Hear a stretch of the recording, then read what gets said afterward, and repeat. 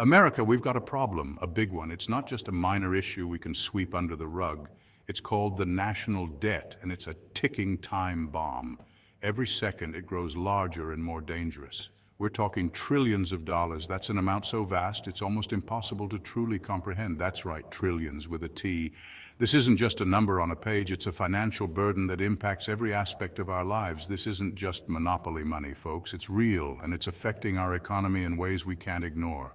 This is real debt, and we're racking it up faster than a teenager at an all-you-can-eat buffet. Every dollar spent without thought adds to this growing crisis. Think of it like this. Every man, woman, and child in America owes a chunk of this debt. It's a collective responsibility we all share. It's a burden we're passing down to our kids and grandkids. They will inherit this financial mess if we don't act now. And if we don't do something about it, they'll be paying for our mistakes for decades to come. The stress and strain on future generations will be immense. This debt isn't just some abstract number on a spreadsheet. It's a looming threat that requires immediate attention. It represents real consequences for real people.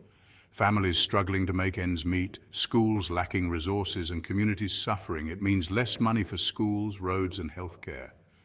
Our infrastructure and public services are at risk. It means higher interest rates and fewer jobs. The economic ripple effects are far-reaching and devastating. The longer we wait, the worse it gets. Time is not on our side, and the urgency cannot be overstated. It's time to face facts, America. We need to come together and address this issue head-on. We're in a hole, and it's time to start digging ourselves out. With determination and collective effort, we can turn this around. So how did we get here? How did we find ourselves in this financial quagmire that seems to have no end in sight? How did we rack up this mountain of debt? What decisions led us to this precarious situation? The answer is simple. We spend too much. Our spending habits are out of control, and it's not just a recent phenomenon. We're like the friend who throws lavish parties but never offers to chip in for the pizza. We enjoy the good times without considering the consequences. It's not just one party, though. Both sides of the political spectrum have contributed to this spending spree. It's a never-ending bash, funded by borrowed money. We keep borrowing, thinking we can pay it back later, but later never seems to come. We're talking about bloated budgets, wasteful spending, and entitlement programs that are growing faster than a chia pet on steroids. These programs, while well-intentioned, often lack oversight and efficiency. And who's footing the bill for this party? You are. The average taxpayer is left to shoulder the burden of this financial irresponsibility. Every taxpayer is on the hook for this spending spree. It's a collective responsibility that affects us all. But here's the kicker. We can't tax our way out of this mess. Higher taxes won't solve the root problem. They'll only add to our economic woes. Raising taxes will only stifle the economy and make things worse. Businesses will struggle and economic growth will slow down, leading to more problems. We need a different approach. We need innovative solutions and a willingness to make tough decisions. We need a radical plan to cut spending and get our fiscal house in order.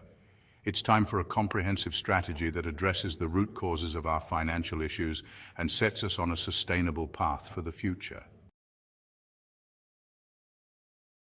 We need to perform radical surgery on the federal budget. The current state of our finances is unsustainable, and minor adjustments simply won't cut it. And no, I'm not talking about a little nip and tuck. This isn't a cosmetic procedure. It's a matter of financial survival. We're talking about a full-blown amputation. Drastic measures are necessary to bring our budget back to a healthy state. We need to slash spending across the board. Every line item must be scrutinized and nothing should be off limits. No department, program, or agency is safe. Every sector of government spending must be evaluated for efficiency and necessity. First on the chopping block, federal government agencies. Close any federal agency that has a state-run equivalent. This will save tens of billions right here.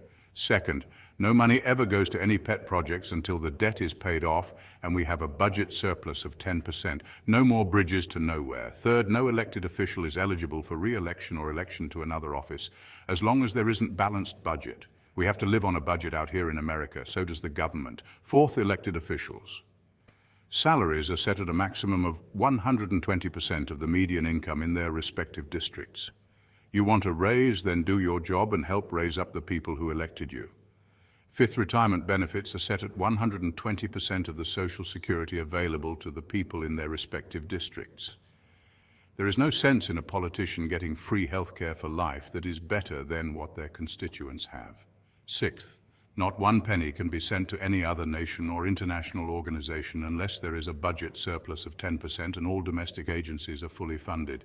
Seventh, seize all assets of foreign countries and citizens of foreign countries inside the United States to be sold at auction.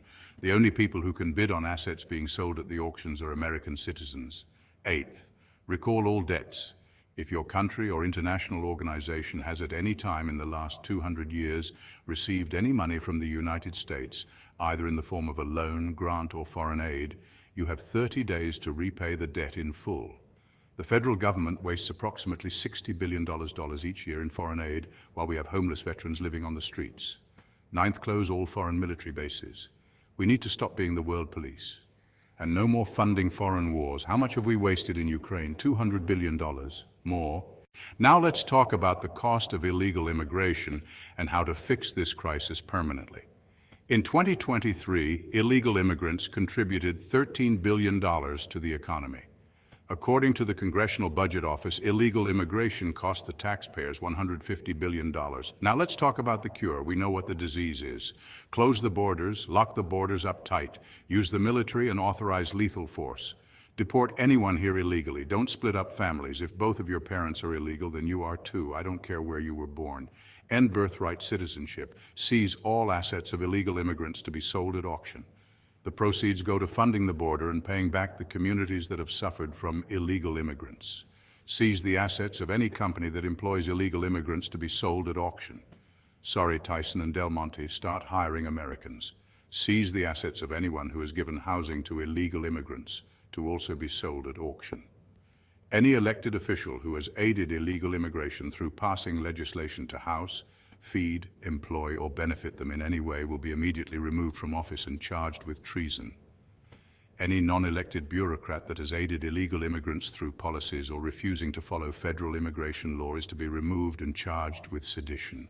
Any country that refuses to take back their citizens that are in America illegally will be charged $10,000 per day per person until they take them back. You say it can't be done? That there are too many of them here?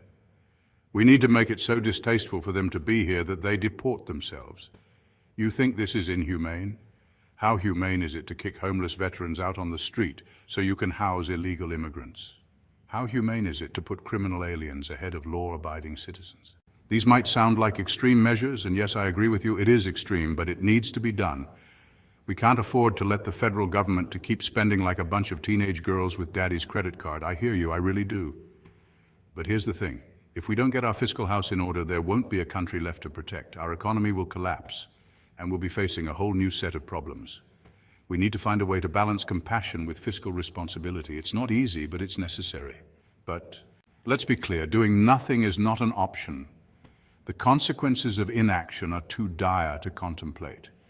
Imagine a future where our children can't afford to buy a house or send their kids to college. Imagine a future where our country is beholden to foreign creditors. Imagine a future where the American dream is just a distant memory. That is where we are now. It's time to turn the ship around. This isn't some dystopian fantasy, folks. This is the reality we're hurtling towards. And it's time to wake up and smell the coffee. This isn't about politics, it's about our future as a nation. We need to come together as Americans and demand better from our leaders. Call your representatives, write to your senators, let them know that you're fed up with the status quo. Demand fiscal responsibility, demand a balanced budget, demand a better future for our children and grandchildren. This is our moment. This is our chance to turn things around. Let's not squander it.